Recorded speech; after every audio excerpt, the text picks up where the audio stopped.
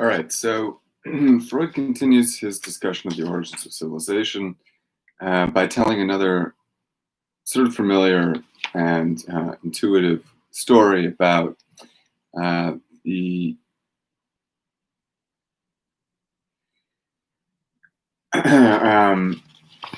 switch from a purely familial social form to a more complicated kind of tribal form, right? That in the beginning, the law is handed down by the father, right? The head of a family.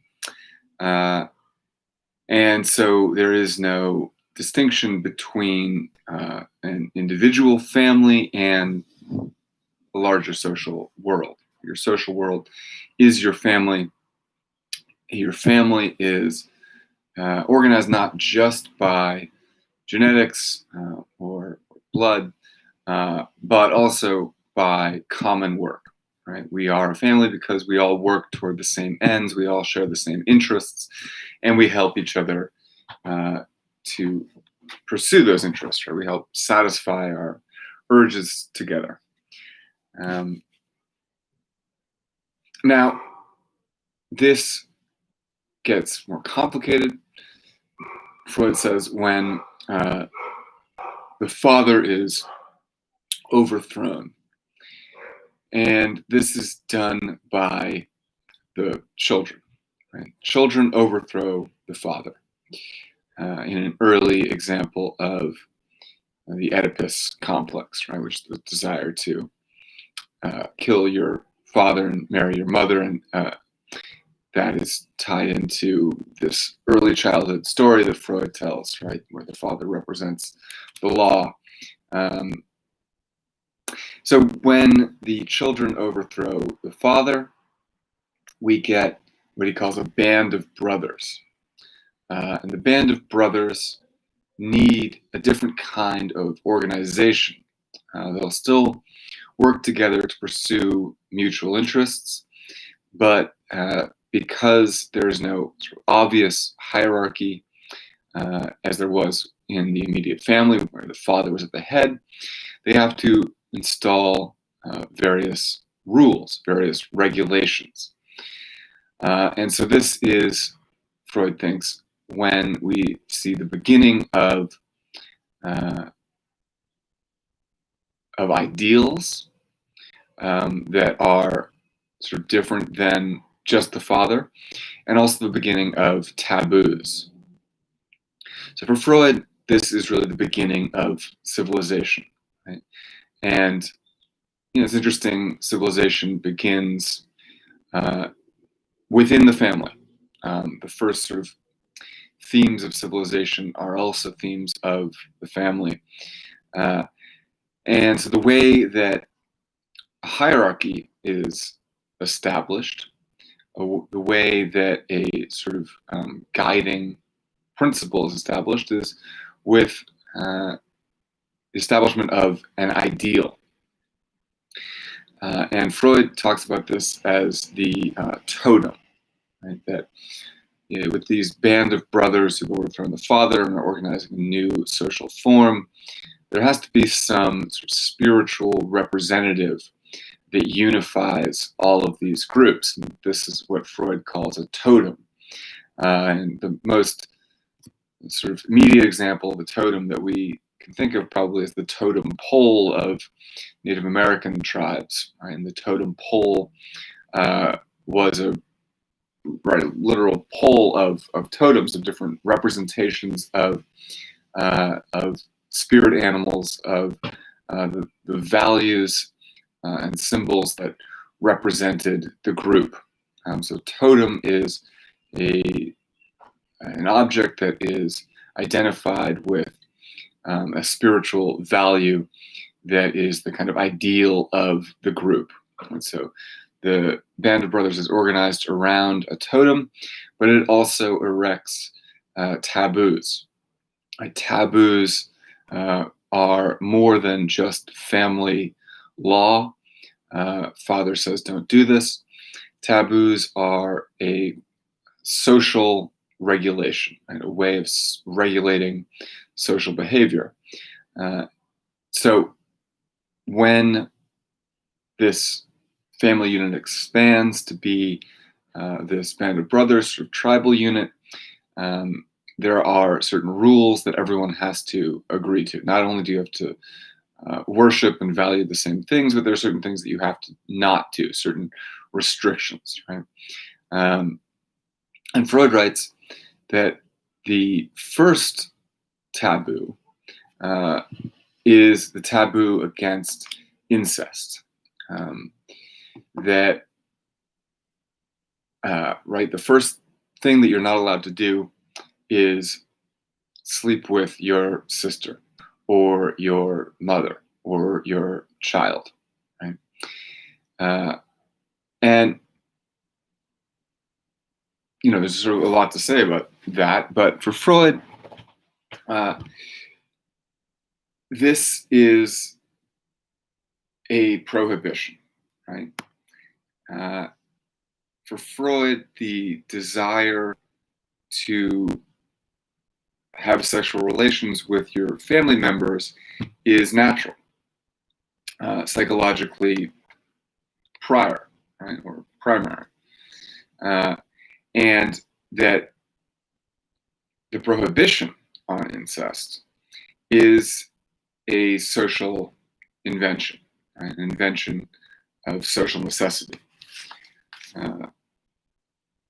Now, in order to sort of understand this, you have to understand that for Freud, all love, not just all desire, but all love, is derived from sexual desire, sexual love, from eros, an erotic desire. And so the way that we love our family, Freud thinks, is derived from an erotic desire, whether that is, for anyone. For Freud, affection is derived from this erotic love.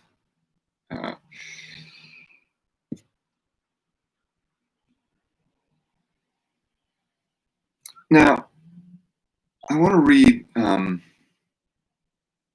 little bit from page 80 and 81 here.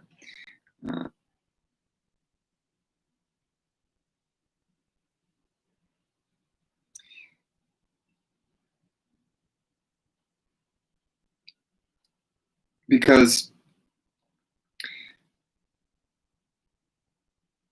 what Freud is doing here, what is happening here, is he's giving an example. What he's trying to show is that every part of civilization is about restricting and prohibiting the satisfaction of certain urges.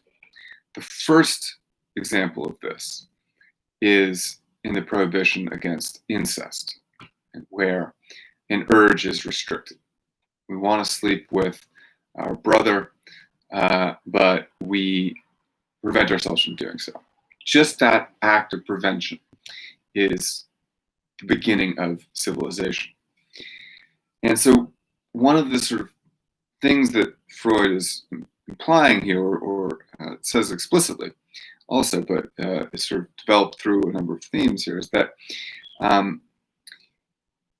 because society is the restriction of certain erotic desires,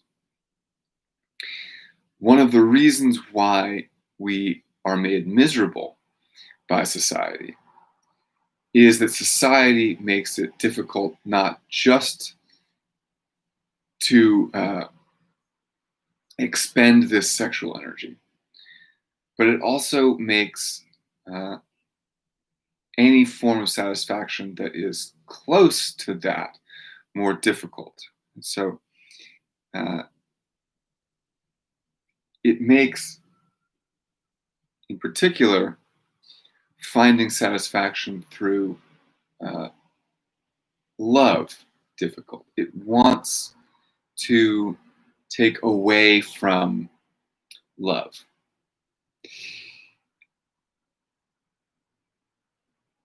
Not just because love is a dangerous sort of motivator, right? You might do something stupid for love. You might break the rules for love, for erotic desire. But also because love is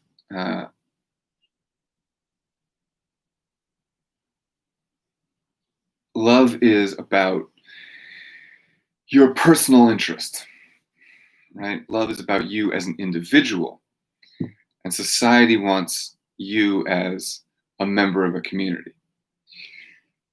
Love is not useful to society or love is useful to society only up to a certain point. Right? Society wants you to get married and have kids. It doesn't want you to be overly concerned with the people that you love. It wants always to direct those energies that you have, those erotic energies that you sublimate that you channel into other pursuits. It wants those energies always to be directed toward things that are in the interest of the community as a whole, not in the interest of you as an individual. And so love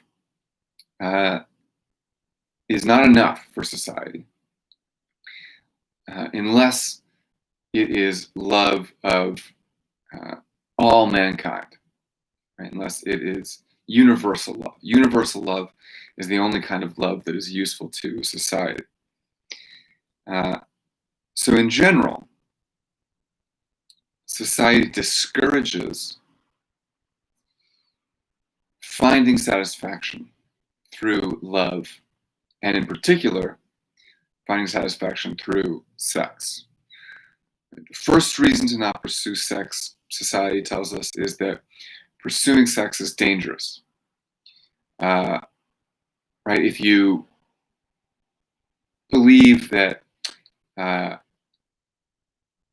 attaining the object of sexual desire is the only thing that can make you happy, and you forget the happiness of art and science and even religion, then you are in a precarious place, right? Because there is a good chance that you won't get the object of your sexual desire, or that you will do something dangerous in order to get it, right? Something harmful.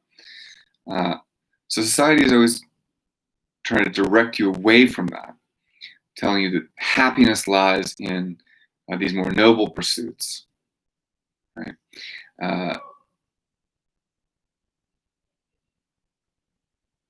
And it wants to pull you away from the pursuit of romantic or sort of not necessarily erotic, but familial love, for more or less the same reason, right? That doesn't help society at all. He says, however, love finds a way to exist in society through this universal love. Love gets sort of taken back up by society, used by society as a justification for these other more useful ways of channeling that erotic energy. And so, love itself, like romantic love between two partners in a romantic relationship, that itself, that kind of love, Freud thinks, is already a sublimation and a replacement for, is derived from mere erotic desire, mere sexual desire. But that romantic love can remain in society and is acceptable to society only when it is abstracted, sublimated yet again, right? When it becomes love not of one individual, but of all society, universal love. Right? So in 81, he says, a small minority are enabled by their constitution to find happiness in spite of everything along the path of love. But far-reaching mental changes in the function of love are necessary before this can happen. These people make themselves independent of their object's acquiescence by displacing what they mainly value from being loved onto loving. They protect themselves against the loss of the object by directing their love not to single objects, but to all men alike. Right? So instead of loving and wanting that thing or that person, what I then want is not that object, but the experience of loving itself. What gives me happiness is the loving and caring for something else. But in that case, right, two things. First, I'm protected. If what I really love is loving and not the thing that I love, the object of love, and getting satisfaction from that, then I'm protected from the object. If the object leaves, if it rebuffs me, if I can't have it for whatever reason, I'm not really that badly hurt, right? I can just move on to some other thing. The loss of the object doesn't actually frustrate my desire, because what I actually desire is just to love. So this is acceptable to society, right? Then another thing happens also. Then my love is not about satisfying my interest alone. My love is lessened in a certain way, right? It becomes impersonal. It becomes unspecified. And in that sense, as Freud says, it takes something away from love. If I love something not because of what it is, but just because I like to love, then the thing that is loved is sort of meaningless or irrelevant. Right? So he says, I should like to bring forward my main two objections to this. A love that does not discriminate seems to me to forfeit part of its own value. Right? Real love is about loving the thing for itself, and it can't be applied to anything.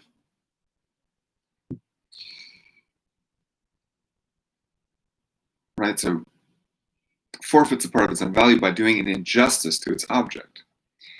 And secondly, not all men are worthy of love. So when love becomes this love of loving, it can be applied to anything. Right? And I apply it to people that don't deserve it.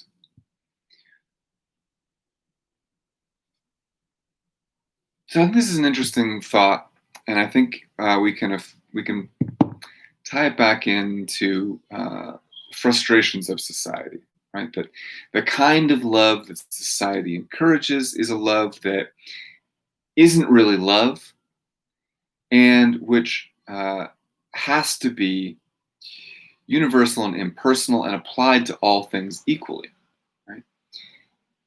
The kind of love that society approves of is the love of all people equally, and that just doesn't sort of fundamentally make sense to us.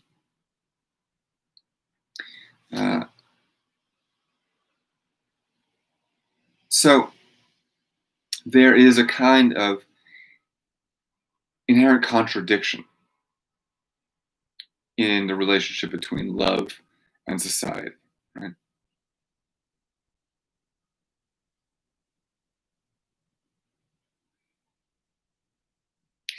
He he says on 83, on the one hand, love comes into opposition to the interests of civilization, right? When I really desire something, I am willing to break the law to get it. I'm willing to forego all my obligations in order to get it. If I'm madly in love with my partner, that may be all I need. And so I might ignore society, right? I might leave society, or I might not in any way help society.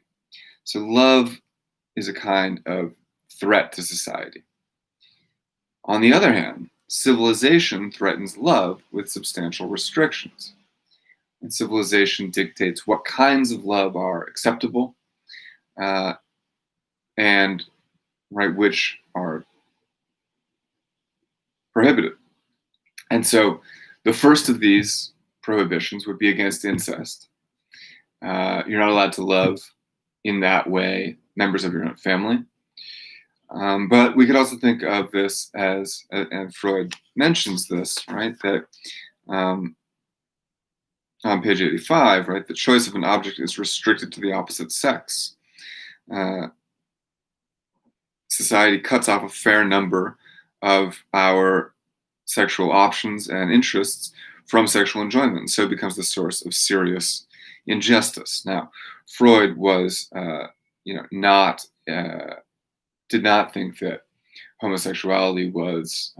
He believed that homosexuality was a psychological illness and condition. But here he's saying something interesting, which is that, right, society prohibits, or in 1930, certainly in 1930, Austria prohibited homosexual relationships. And in so doing, right, it becomes, society frustrates the desires of many people. If society does not allow me to have the kind of sexual relationship I want, then it might seem, in many cases, unjust, as Freud says. And that is too strict a concept of justice to prevent people from having the sexual partners that they want. And that frustration is going to find other ways to express itself.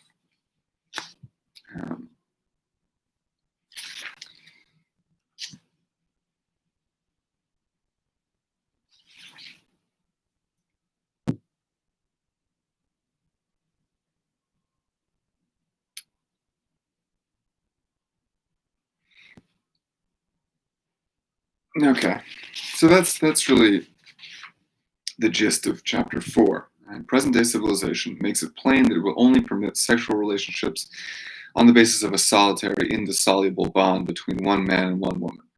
No sex before marriage, no sex outside of marriage, and no marriage between anyone but a heterosexual couple, and no polygamy,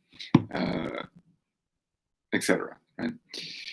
Those are the kinds of restrictions that lead to this frustration.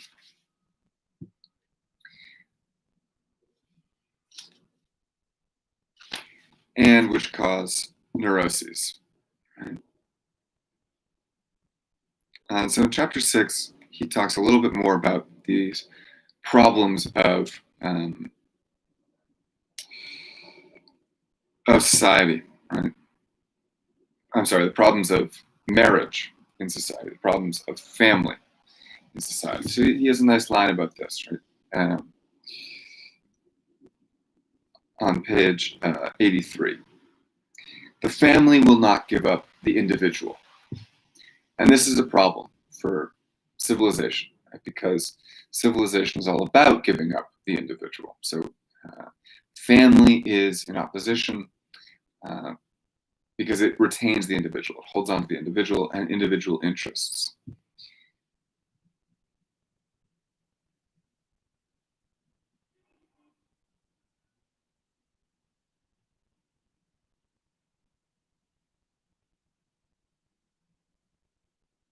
So on page 90, he says, so far we can quite well imagine a cultural community consisting of double individuals like this, married couples, who libidinally satisfied in themselves, right? In other words, a married couple who completely satisfies each other sexually, in terms of love, etc., are connected with one another through the bonds of common work and common interests.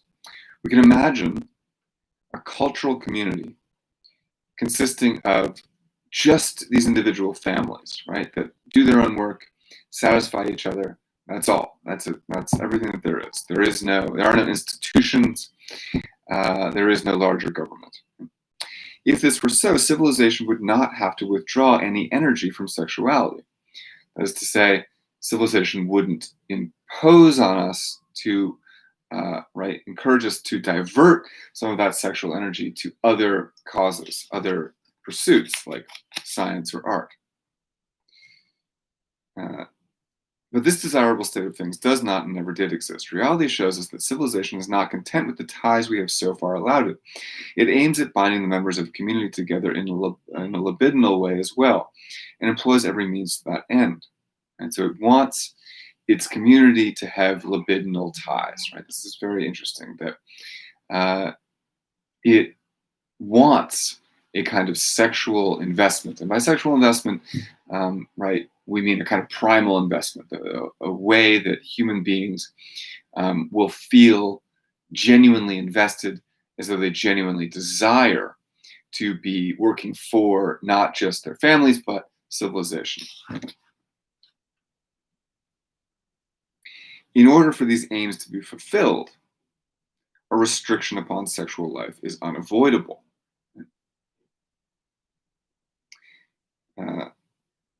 So how does civilization draw people into it? How does it ensure that everyone is channeling some of that energy into communally beneficial projects? It can only do that by imposing certain restrictions on sexuality. You cannot have the object that you desire, some object that you desire. You will then instead channel that desire and energy into something that's beneficial for everyone, science or art, or religion.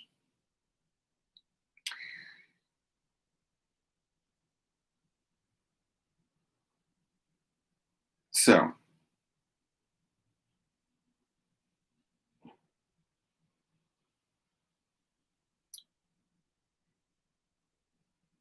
where does this desire come from?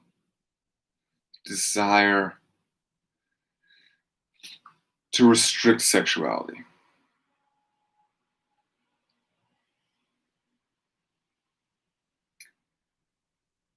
Freud thinks it is a kind of innate fact of society. And he moves on from this to a discussion on page 91 of one of the ideal demands of civilized society, which is, thou shalt love thy neighbor as thyself. Right? Do unto others as you would have them do unto you, as you would have them do unto you. Right? Treat others as yourself. Treat yourself as another person. Anyway, it's an interesting idea. But why is Freud analyzing this idea, right? That thou shalt love thy neighbor as thyself. He asks, right, or he says, this is a bizarre commandment. And in thinking about why it exists, Freud thinks he sees a clue to this inherent repression in society of certain sexual desires. He sees this as the negation of individuality, right? Because again, this love thy neighbor as you love yourself is an example of that kind of love that doesn't have a true object. That is love for the sake of love. Love your neighbor as yourself doesn't say anything about your neighbor. It doesn't matter how bad your neighbor might be, how deserving of love your neighbor might be. It doesn't take into consideration what's in it for you to love your neighbor.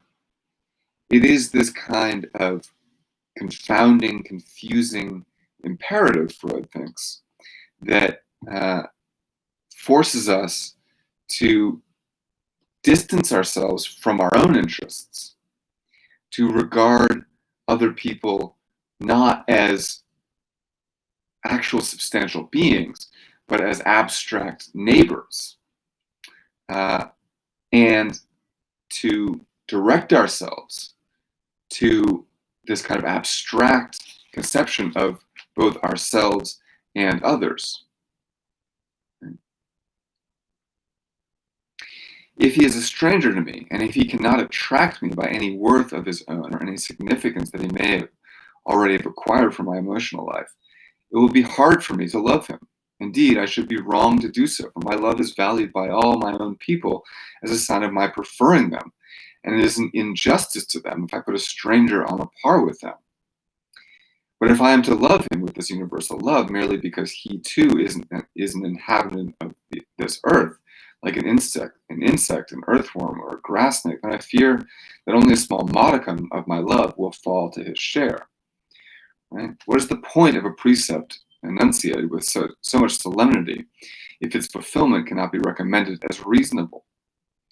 And so society makes us or imposes this unreasonable demand on us that we extend love, which generally is reserved for that which we desire, or our family.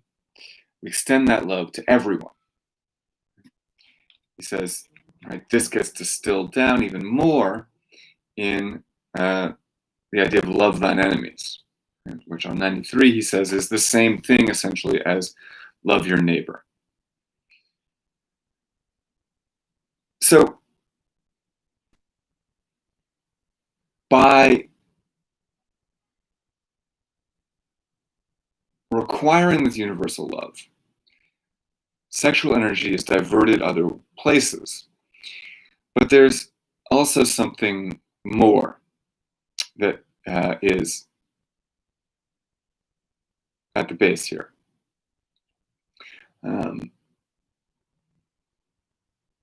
For why society asks for this universal love. The element of truth behind all this, which people are so ready to disavow, Freud writes on page 94, is that men are not gentle creatures who want to be loved, and who at the most can defend themselves if they are attacked.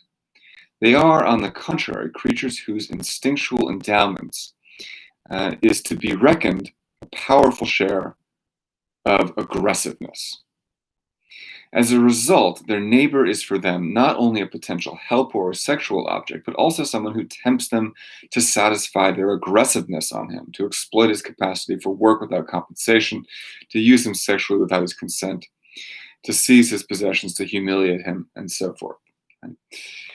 So Freud here is introducing another key drive in society, which is aggressiveness.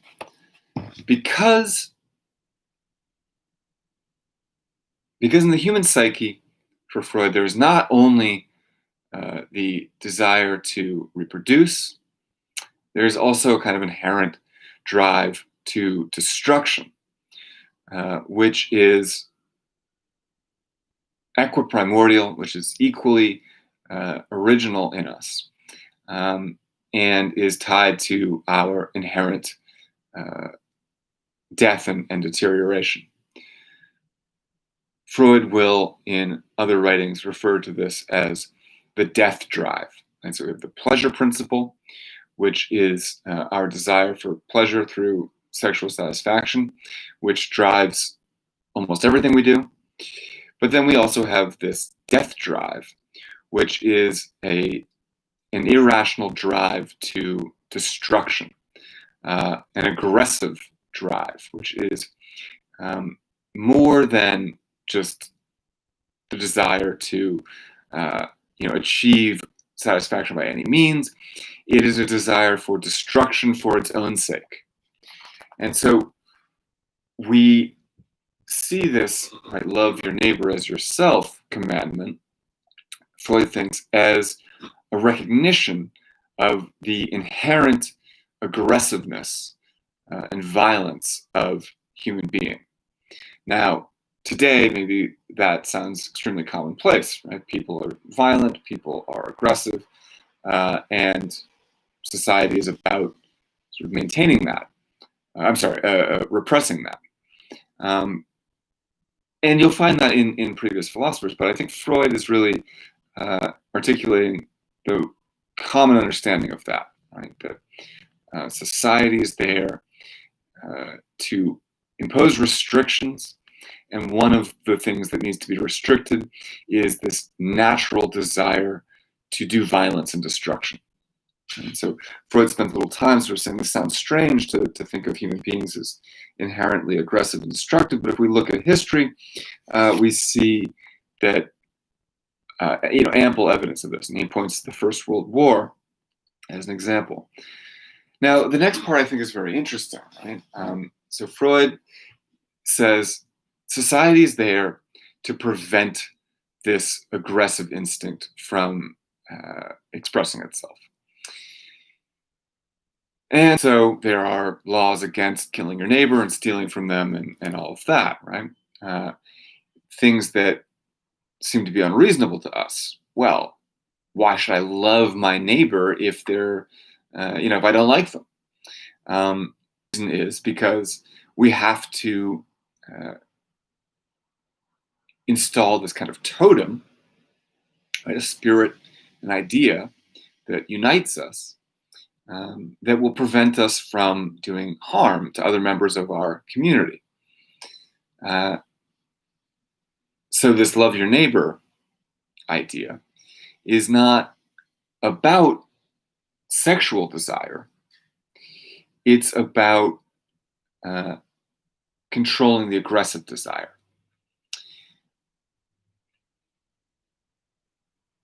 Society, civilization, Freud thinks, achieves this to some extent, right? In that, probably there are murderers out there that hold themselves back from murdering because they're afraid of going to jail. There are all kinds of aggressions that are not acted on because of laws, right?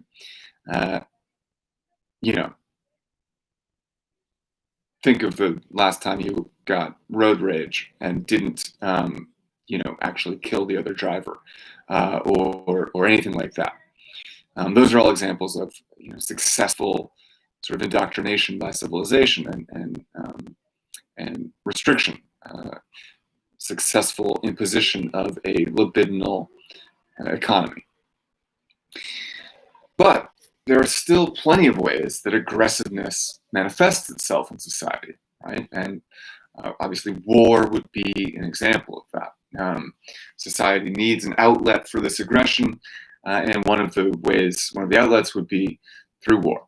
Another outlet would be through racism, right? Freud mentions that anti-Semitism is a consequence of the hatred of civilization. And so if civilization requires that too much aggressiveness be given up, people will seek some other outlet. And so if I say, well, my community is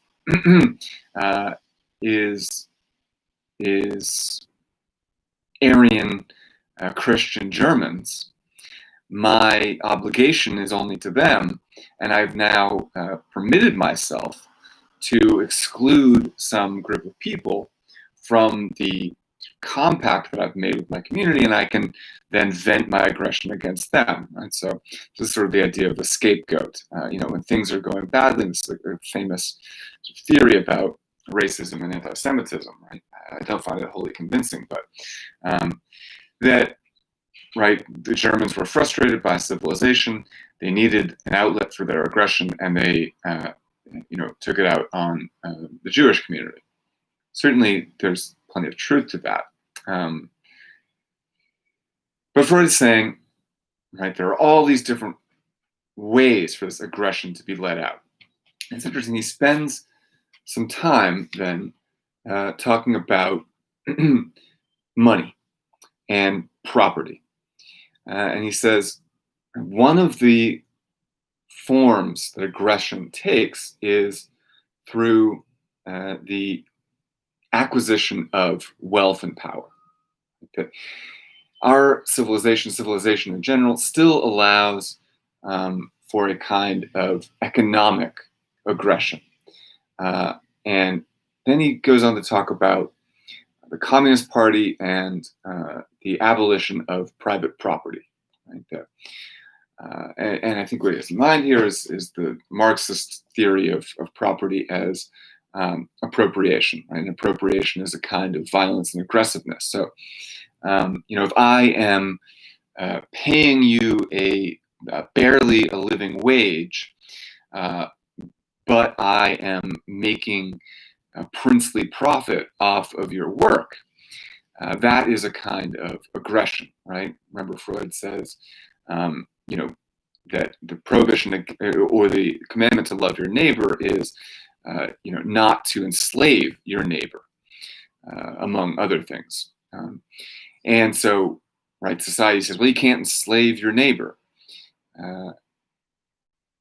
What that means, how that's manifested, is if your neighbor is going to do work for you, you have to pay them. So payment is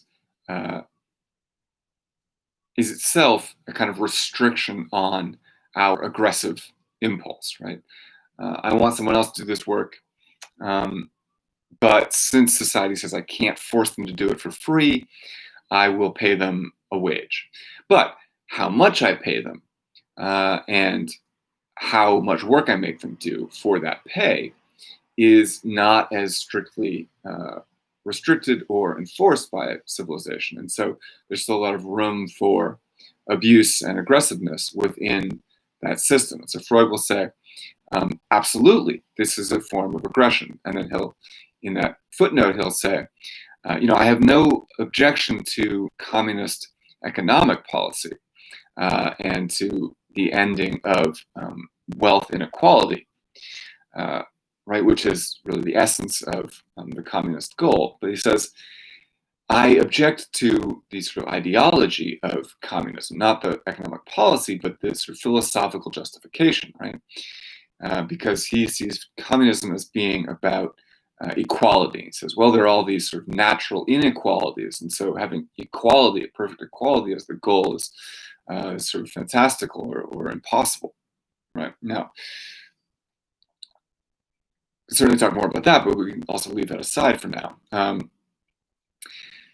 Freud thinks, in any case, and here's, I think, the important point, regardless, even in a communist system, even if private property were abolished, even if income inequality were abolished, that wouldn't erase the need to be aggressive and the inevitable fact that aggression will be manifested in one way or another within civilization. So, to wrap up, Freud is, by the end of chapter 5, implying that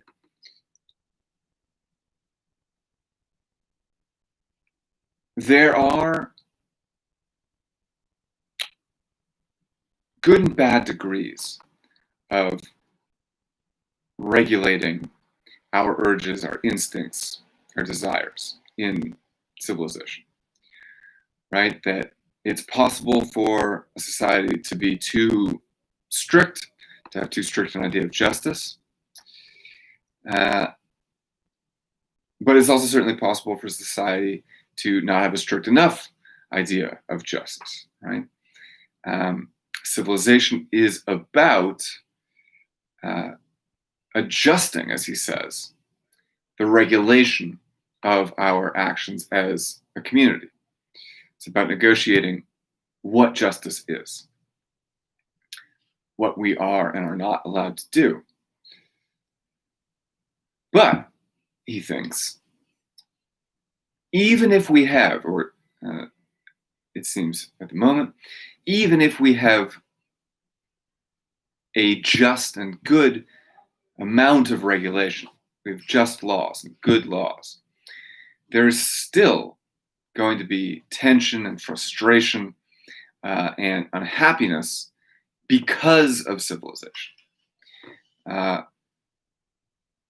Partly because the family is in conflict with civilization, and partly because the individual is in conflict with civilization. Necessarily, inherently, civilization is going to cause frustration and unhappiness. But that doesn't mean that there is less unhappiness outside of civilization, or that civilization in itself is bad. All right, so we'll leave it there, and we'll pick up next time with chapters 7 and 8.